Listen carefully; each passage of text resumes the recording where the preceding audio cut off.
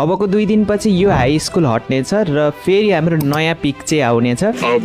गेममा फेरि नयाँ रिभाइभ वाला ग्याजेट आउँदैछ। अब रिभाइभ भएपछि आकाशबाट हैन डब्बा भित्रबाट निस्किनेछ। ए हो र। सो हेलो गाइज, के छ खबर? सन्चै हुनुहुन्छ? सो आजको भिडियोमा पनि मैले हजुरहरूलाई फ्री फायर सित रिलेटेड थुप्रै इन्फर्मेसन चाहिँ दिनेछु, जस्तै कि गेममा आउने Valentine mystery shop event, faded wheel र emote royale, Ramadan special loading screen, lobby, login reward के कस्तो हुनेछ, pin diamond store, Ramadan special गेममा हुने चेन्जेस, गरिनाले फेरि अलफसित कोल्याब हानेको छ, त्यसमा के कस्तो चेन्जेस हुन्छ, अपकमिङ कन्फर्म इभेन्ट्स र अरू पनि थुप्रै इन्फर्मेसनको बारेमा चाहिँ आजको यो भिडियोमा चाहिँ कुरा गर्नेछौँ। सो यो भिडियो चाहिँ स्किप नगरिकन इन्डसम्म चाहिँ हेर्नु होला। चलो भाई देखो अब मैं क्या करता हूँ।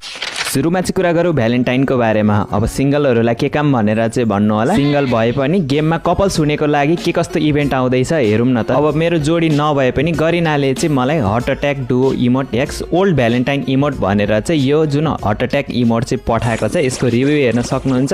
हातले चाहिँ लभ फाल्छ, अनि पछि केटीको छातीमा लाग्छ, अनि पछि माथि लभलाई चाहिँ उचाल्छन् दुईजना मिलेर। सो यस्तो टाइपको इमोट चाहिँ गरिनाले चाहिँ मलाई पठाएको छ। अब आफ्नो फ्रेन्ड